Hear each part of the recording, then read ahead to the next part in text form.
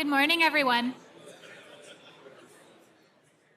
Thank you so much for your patience as we try to get as many people seated as possible. This is a very exciting session, so I'm glad you're all here. Okay, please. Thank you.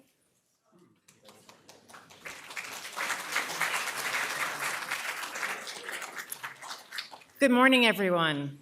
I'm Gay Bach, proud member of the fabulous Sloan class of 1990, and it is a real pleasure to be here with you today.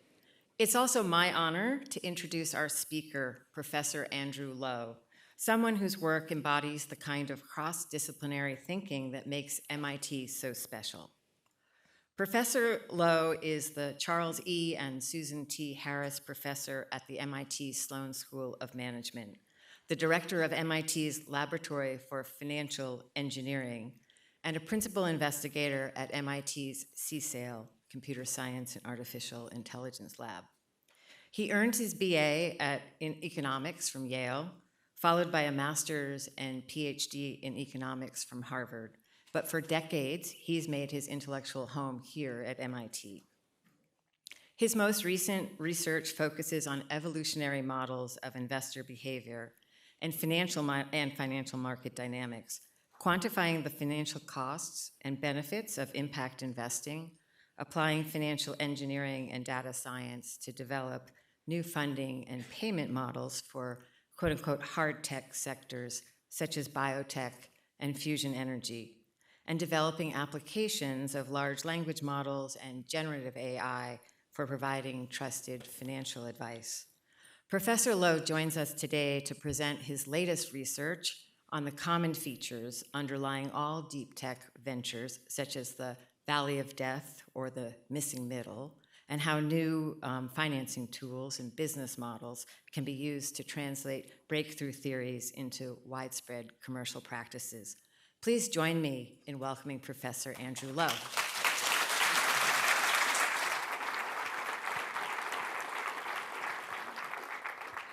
I want to thank Gabe for that very generous introduction. Really appreciate it. And I want to thank the organizers of this MIT reunion for inviting me here. You know, I give a lot of talks during the year, but I have to tell you that this is the talk that I look forward to and that I dread all year long. Because this is a scary audience, and it is. I mean, if you think that a typical classroom of MIT students is intimidating, and it is, imagine what happens when you take that class and you wait 10, 20, 30 years. It gets even scarier. But I'm really excited to be here and would love to tell you more about the kind of work that my colleagues and I have been doing here at MIT, and mention a number of alums who've contributed to this research in some pretty meaningful ways. So you probably all know the phrase mens et manus. That's the MIT logo that we use. It's on the building outside of the 77 Massachusetts Avenue. And it means mind and hand, theory and practice. And that's what deep tech is all about. There's been a number of really important breakthroughs in deep technology, just even over the last few years. And so that's what I want to focus on today.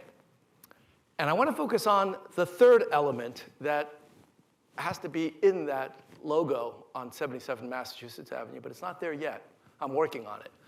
It's mens et manus et mulla. I think that's the Latin term for money. I'm not sure. And those of you who took introductory finance from me, you will know that I start my intro finance class with a rather ambitious brag.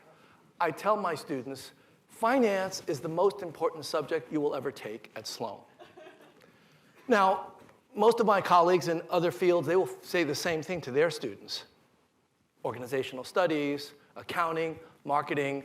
But the difference is that in my case, I happen to be right. And it's because no matter what you do, no matter what field you're in, no matter what industry you go for when you graduate, there is one common element. At some point or another, you're going to need money. And at that point, you will need to speak my language, the language of finance.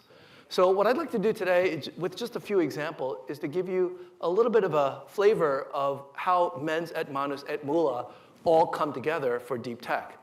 So I should start with a bit of a definition. What do we mean by deep tech? I hadn't heard this term until relatively recently.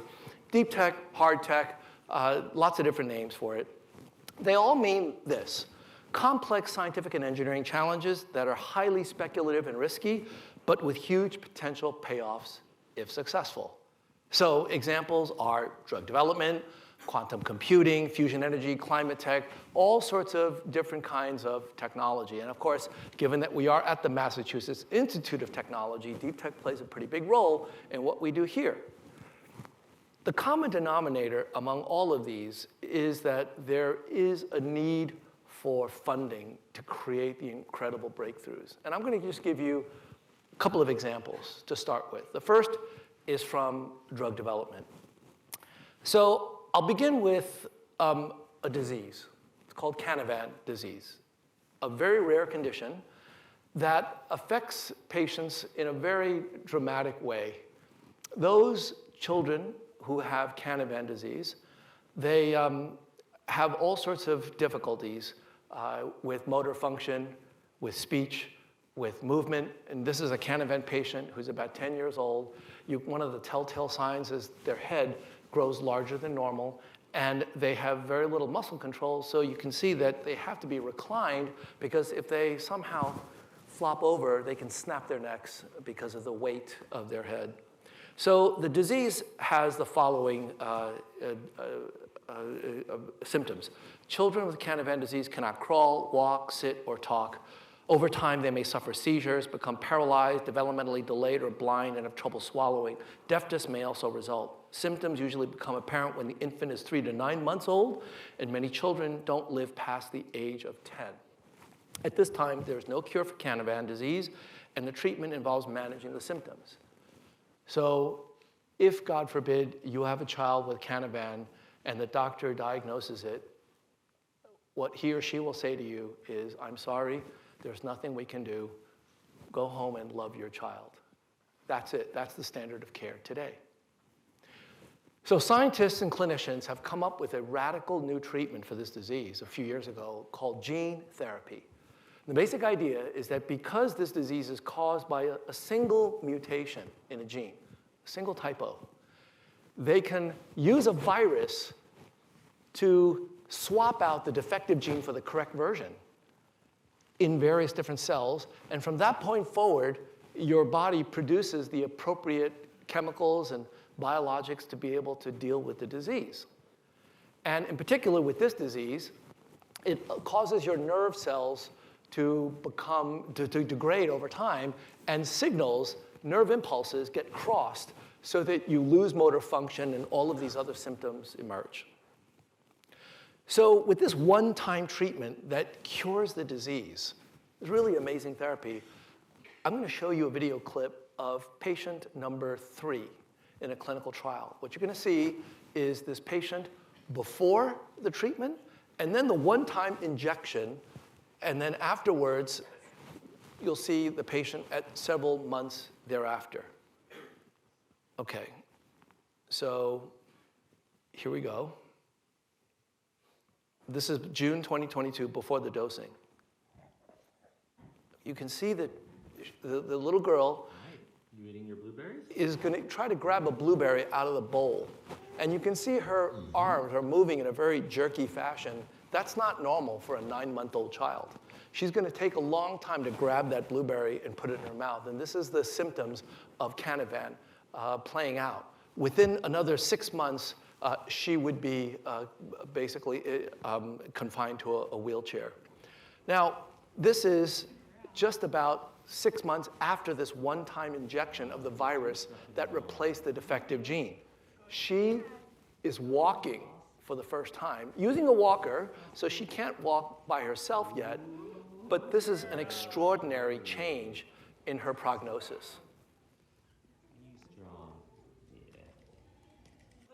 Now, here she is, just a few weeks later, about to do something that all children are able to do by the time they're maybe a year old.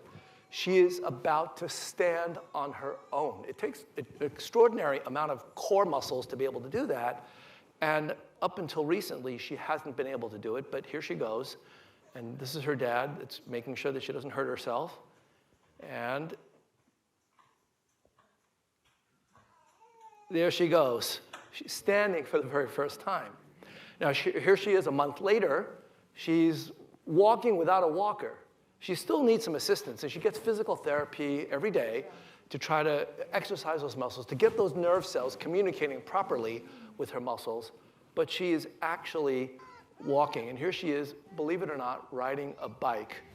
This is extraordinary progress for just a little less than 1 year from the time that she received this gene therapy.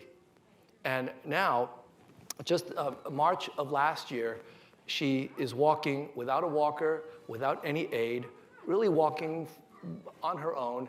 And if you see her recently, it's really remarkable. She can actually walk now and climb up the stairs.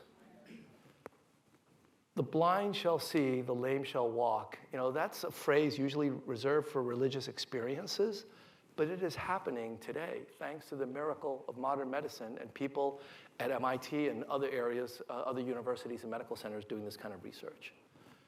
So this is the amazing thing about deep tech. But there's a challenge, and the challenge is at least sevenfold. Deep tech is complicated. You should see what is involved in doing this gene therapy. It is extraordinary, the number of steps required.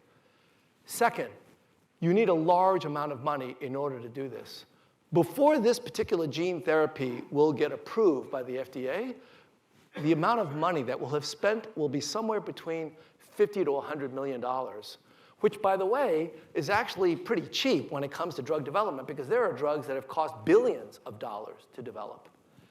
Third, it's going to take about 10 to 15 years for this treatment to ultimately get through. It's already been quite a few years, and that's a typical gestation lag for deep tech. There is little or no cash flows in the intermediate phases. This particular project will generate $0 until the day FDA approves it. So you're going to be spending 50 to 100 million before you get anything back. And we don't know what the probability of success is. We can estimate it, but the estimates have pretty wide standard errors. And unlike many other investments, the outcome is almost always binary. Either it gets approved and you make a lot of money, or it doesn't get approved and you make nothing. You've lost everything, zero return. And finally, if it does work, the payoff is absolutely huge. How do you deal with this? You know, in finance, we have a very specialized term for this. We call it a long shot. And it turns out that financing a long shot is not the same as financing other kinds of endeavors. There is one final challenge that makes this even more difficult, which is that funding is the absolute lifeblood of these projects. The moment that funding stops, all progress ceases, and the value of the asset gets destroyed. Why? Because when you stop paying people, they leave. And it turns out that for complex tasks like this, it's all about the people. Without the people, you don't get the technology. So how do you fund this? And that was the question that I was confronted with years ago when a number of friends and family were dealing with various kinds of cancer, and I started looking into it and asking why, if there are all these great scientists and clinicians here at MIT and elsewhere, why aren't these drugs being developed? And it's because of this. I kept hearing about the Valley of Death, the Valley of Death. And I wondered initially, what does Southern California have to do with deep tech? And then I realized, no, it's not a place. It's a metaphysical condition between basic science and clinical practice where it is really hard to get money to fund that translation from theory to practice. Every large technology industry has something like this. It's called the missing middle in some cases, the various different challenges, a scale-up problem in manufacturing. And so I started trying to understand why we have a valley of death. And finally, I think I've come up with an answer, at least for me as an economist. The answer is that it has to do with increasing risk and uncertainty. Risk is the kind of randomness that you can parameterize, normal distribution, chi-squared distribution. And uncertainty is the kind of randomness that you cannot parameterize, the unknown unknowns.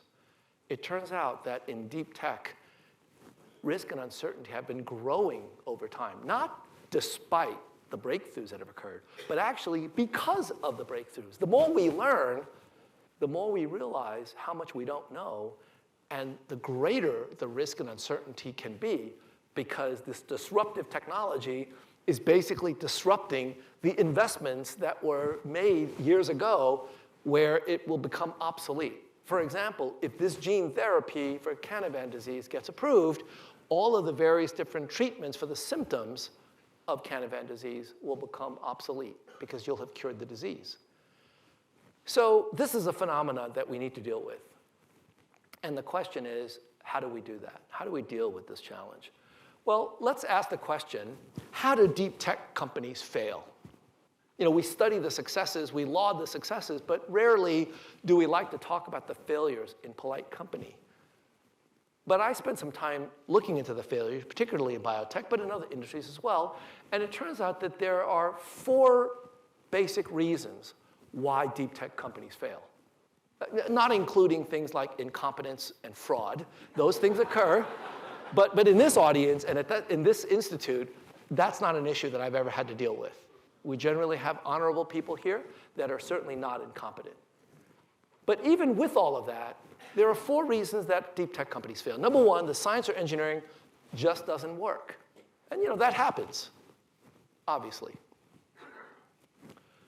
Second, you run out of money.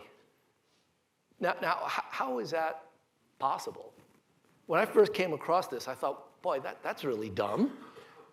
Running out of money? When was the last time while driving you ran out of gas? When was the last time that when you were flying, the airplane ran out of fuel mid-flight? Just plan ahead. What's the big deal? It turns out it's a very big deal because, number 1, it's hard to know how much money you're going to need depending on the path of science or engineering. And number 2, there are complexities about when you can raise money. It turns out that running out of money is very, very common. And when you do run out of money, people leave, and you basically have nothing to show for all of the hard work that you've done. Third, investors can simply lose interest in your area. Gene therapy, what I just showed you at the very beginning, the example, that was very popular 10 years ago. A lot of money came into the space. And then we started realizing what some of the scientific challenges were, what some of the financial challenges were of paying for gene therapies. And today, gene therapy is really hard to fund. Big pharma has pulled back from it. Venture capitalists don't want to touch it. And so there are all sorts of gene therapies out there that are languishing because we don't have enough funding. Investors have lost interest in the sector. And finally, macroeconomic conditions can deteriorate so that nobody is able to raise any money. How common is that? Can you imagine a series of macroeconomic conditions that can cause people to not want to invest? So when I looked at this, I said, gee, you know, these 4 reasons, that's interesting because 3 out of the 4 reasons involve finance. And that's when I began thinking that, gee, you know, maybe the stuff that I learned in graduate school and my research could be relevant for the sector. What if it's possible for us to somehow eliminate the financial risk of deep tech? Well, then you're just left with scientific engineering. I say just left with that. That's hard, but here's the point. Science and engineering risk is not correlated with the S&P 500 or the MSCI. It has nothing to do with financial risk. And so if you get rid of the financing risk, the scientific risk that's left, you can actually create a portfolio to reduce that risk dramatically and be able to fund long shots all day long. And I'm going to show you examples of that. So here's an example that will provide a bit of a concreteness to what we're talking about. Imagine I present you, and many of you are seasoned investors and successful ones at that. Imagine that I've got an investment that requires $200 million up front. It's going to take 10 years before I can give you any kind of a return. And the probability that you will get any positive return is 5%. 95% of the time, at the end of 10 years, I'm going to give you a warm handshake, thank you, and say goodbye. How many of you would invest in this? Show of hands. No one? Thank you for asking. Most people don't even ask, what is the return? Occasionally, I'll have an MBA student that will ask. Usually it's a Sloan Fellow, so they'll ask. They'll say, what is the return? You didn't tell me. You know, in the unlikely event that I succeed, I want to know what the return is. 95% failure rate, most people don't need to know. It turns out that these are the back of the envelope numbers of what it takes to develop a single anti-cancer drug. It takes about $200 million in out-of-pocket cost to run the clinical trials. It takes about 10 years for those trials to be completed. And in oncology, the success rate is actually lower than 5%. Historically, it's about 3.4%. I use 5% for round numbers. But in the unlikely event that you happen to be lucky enough to hit upon a successful anti-cancer compound, that drug will earn about $2 billion a year from years 11 to 20. Why 11 to 20? Well, because when you file a patent for a cancer drug, it's a 20-year patent. If the first 10 years are taken up running clinical trials where you're not earning any money, that's basically disappeared. And so if in year 10 you get the drug approved, starting in year 11, you can sell the drug $2 billion, $2 billion, $2 billion, from 11 to 20. That 10-year cash flow of $2 billion a year with a 10% cost of capital is worth $12.3 billion in year 10. So let me ask you again. $200 million up front, wait 10 years, 5% of the time, I give you a check for $12.3 billion. 95% of the time, I give you back nothing. How many of you want this? I'm getting a few more hands, but not many. This is the valley of death that we're in. And for those of you who are quant investors, this is an 11.9% rate of return with a standard deviation of 423.5%. A Sharpe ratio of 0.03. Professor Shore mentioned Sharpe ratios. Sharpe ratio is a risk-adjusted return per unit risk, right? Sharpe ratio, close to zero. Valley of death. This is where financial engineering can help. Imagine investing not in one program, but in 150 of them, all at the same time. Now, I know what you're thinking. That's going to cost 150 times 200 million. That's going to be $30 billion. Where the heck are you going to get $30 billion?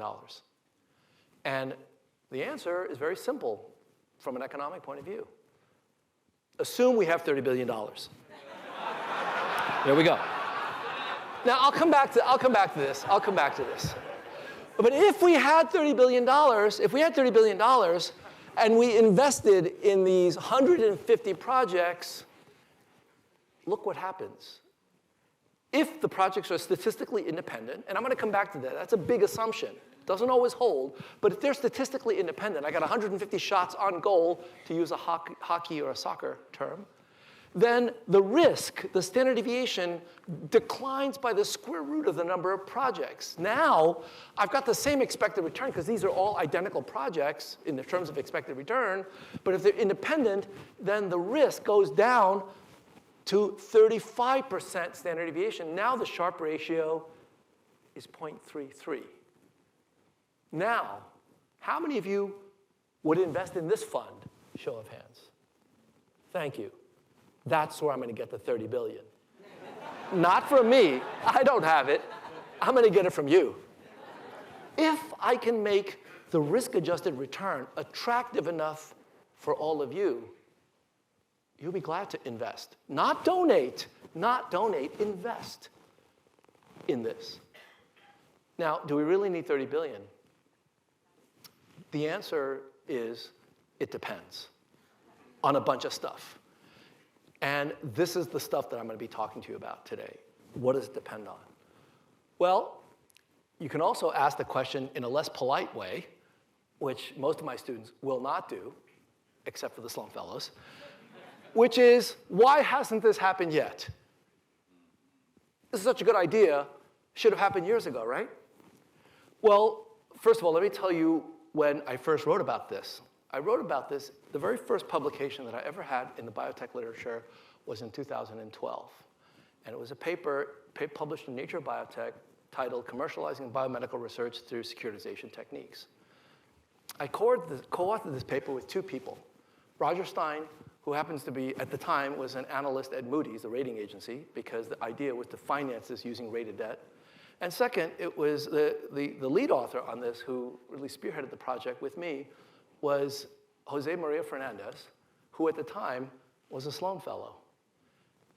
He decided that he was so interested in this idea that he took a year off. He graduated and took a year off to work on this for no pay, and this is the outcome. And by the way, before he arrived, as with most Sloan Fellows, he was quite accomplished.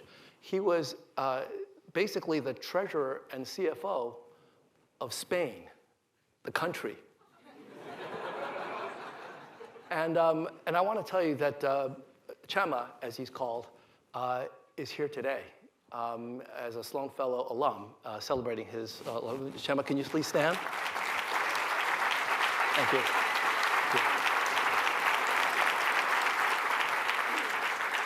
So in this paper, we pointed out that you can do this through securitization techniques. All of the tricks of the financial trade can be used to raise billions of dollars for cancer drug development. So why hasn't this happened yet? What's missing? Well, there are two things. And we point this out in the paper, that two things need to happen. One is you need the risk analytics to calculate the risk-adjusted return. I just showed you a back-of-the-envelope calculation, but investors aren't going to put money on that. They want to know, if I put money in your fund, what am I going to get in return? And show me the math. So you got to do the math. And the second thing that's needed is permission. Permission, meaning nobody wants to be first in anything. Everybody's happy to be fifth or sixth. And so somebody has to do it first. So when we wrote the paper, we just thought it was a great idea. We knew the finance stuff worked because the financial crisis, right? And so we just thought if we wrote it, people would come and do it. They didn't. And so what I'm going to describe to you now are the two areas where we, Chema, and others have been working on trying to get the risk analytics and the permission. The risk analytics side is something that academics know and love. And so I published a textbook a couple of years ago with my former PhD student and postdoc, Shomesh Chowdhury. And it's called Healthcare Finance. I'm not suggesting you buy it. In fact, the QR code does not link to the book. It links to a website that contains all of the lectures that I delivered based upon the book for free. So if you're interested, you don't have to buy the book. Don't tell my publisher I said that. But you can get all of this stuff on that website. That describes the analytics that we developed, a much deeper analysis than even in the paper. And I teach a course now on healthcare finance using this textbook to a class of MBA students. And I'm really honored that they would even consider taking the class, because I am not a biomedical expert by any means. But the finance part is something that I have been studying along with Chema and others. So it turns out that my postdoc, Shomesh, he is launching a company together with me. I'm an investor and a co-founder called QLS Technologies, where we now are offering these analytics for biomedical portfolios, so that now there's no excuse. You can actually get these analytics in a very straightforward fashion. And let me give you one illustration of how these analytics make a difference to what investors are thinking. So one of the techniques that we teach in class is Monte Carlo simulations, using computers to generate lots and lots of realizations of future histories, so that investors can get a sense of what it's like over 100,000 trials of these various different portfolios of drugs. So we start with a particular collection of biomedical assets. We incorporate various kind of contingent decisions of whether or not to move a trial forward from phase 1 to phase 2 to phase 3, basically put together a spreadsheet of all of the various different cash flows in and out of a company. We incorporate different costs of capital for different stages of risk. We estimate probability of success, correlations and valuations of real options, all of the things that you probably learned at one point or another when you were here at Sloan. And ultimately, we generate a histogram of the value of the portfolio of assets. And so investors can look at that and say, yeah, that seems pretty interesting. I'm willing to invest. So let me just show you an example. This is a biotech company that's got about 20 plus assets in its portfolio.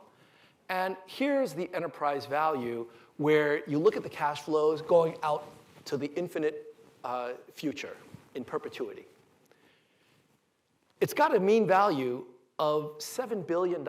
So this is a very valuable biotech company. However, you notice that the distribution is not normal, not Gaussian.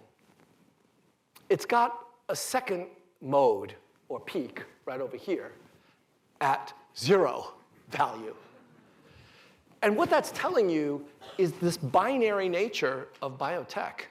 It turns out that this company has 1 or 2 assets that are really big potential blockbusters. And if those assets hit, if they get approved by the FDA, you're in a very happy place somewhere out here.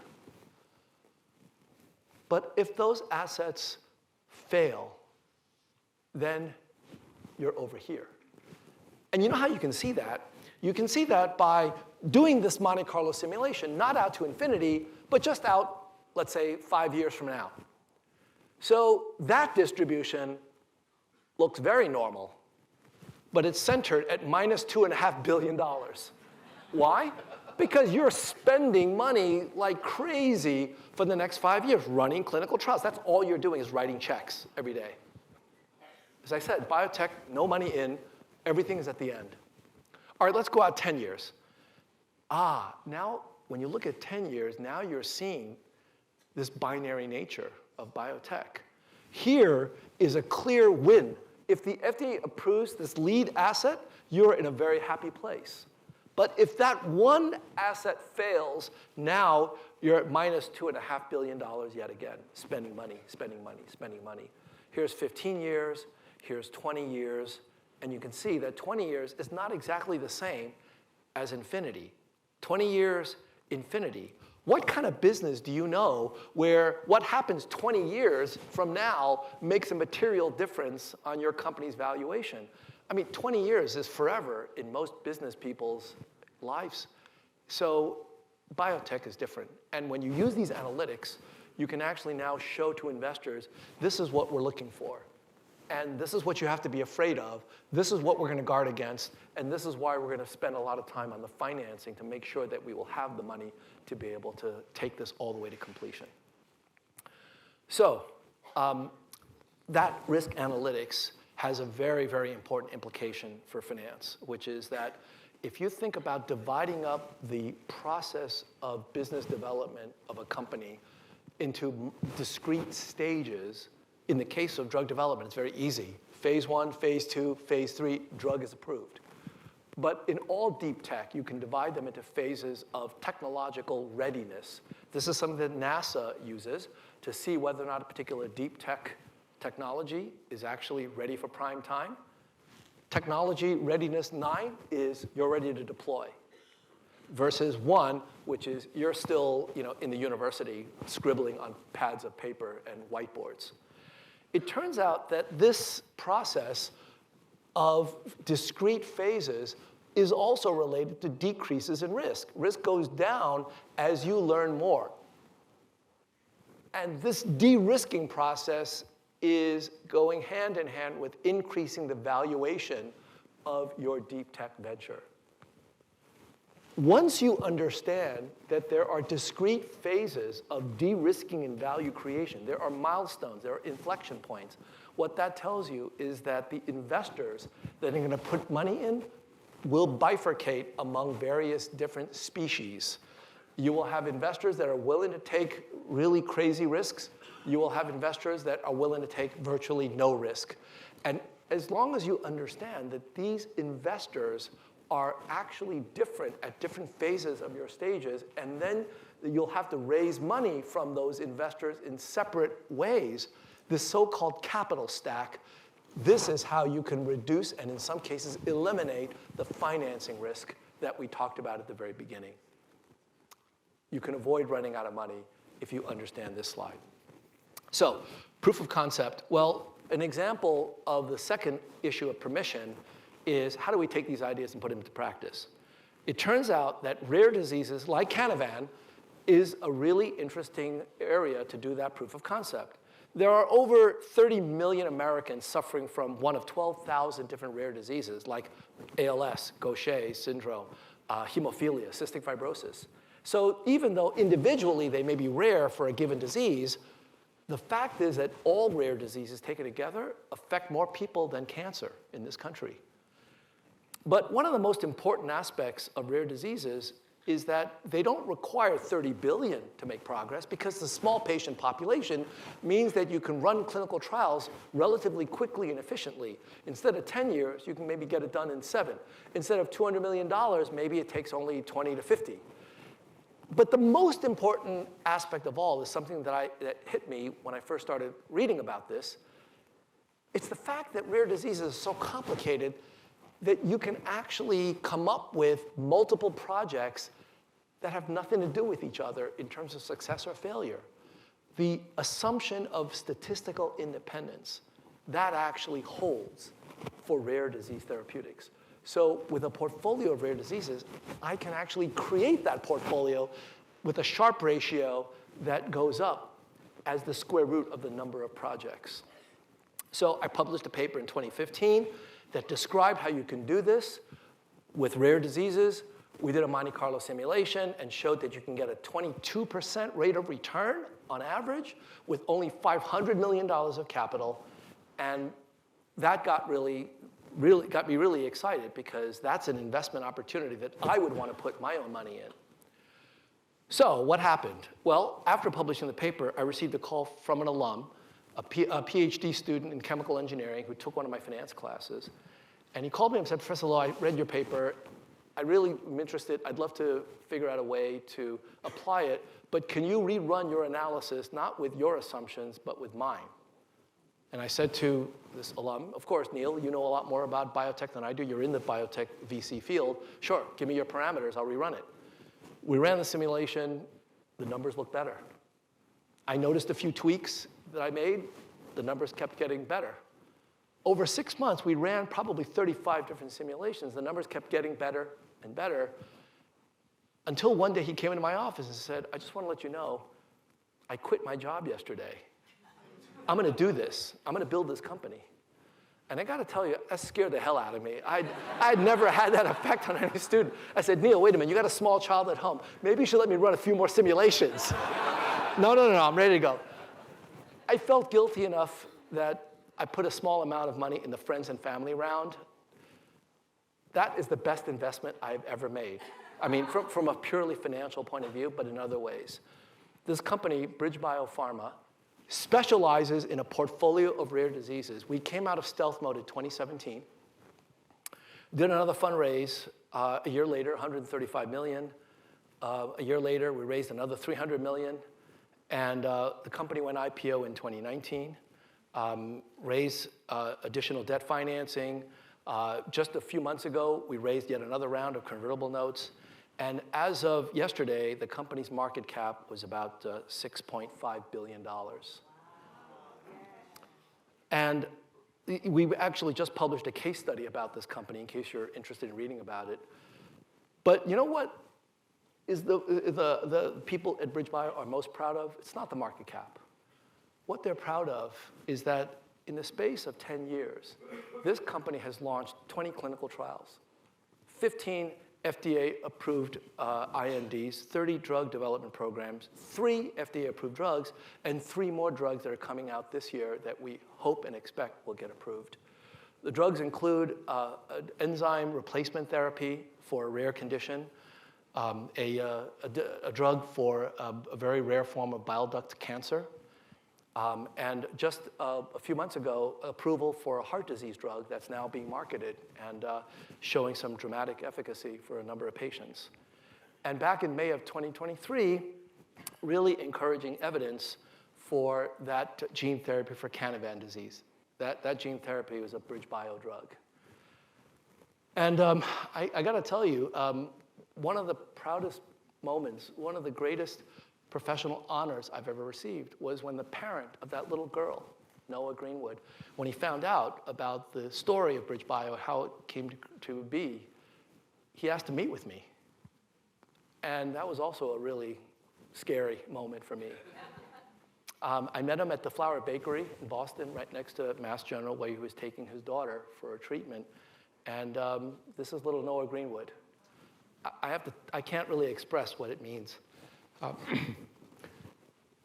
But this is something that I never expected. Now, to be clear, there are many companies that are doing this kind of portfolio modeling. And to give credit where credit is due, I had nothing to do with this drug or the treatment. But what it shows is that finance is a means to an end, not an end to itself. It can make a difference. You can have an impact as well. So let me now wrap up with the second example. I said deep tech, so this is not just about biotech. It affects all kinds of tech. And what I'd like to conclude with is the same idea can be applied to something that is even crazier than gene therapy, and that is fusion energy. What is fusion energy? Well, you all know about fission. That's nuclear reactors, atom bombs. Splitting the atom generates a lot of energy, right? E = mc squared. It turns out that fusion is the opposite of fission. Instead of splitting atoms, you squeeze them together. Atoms really don't like being squeezed together. But when you do squeeze them together, they generate about 4 times more energy than when you split them apart. You've heard of atom bombs, but you've also probably heard of hydrogen bombs that are a lot scarier than atom bombs. Hydrogen bombs use atom bombs as the fuse to light it. That's how big an explosion it is. That's an uncontrolled release of fusion energy. Imagine if you can control the release of fusion energy. It turns out that the fuel that's used in fusion is water and tritium, which is another isotope of hydrogen. A cupful of deuterium and tritium is enough fusion energy to be equivalent to 1 million barrels of oil.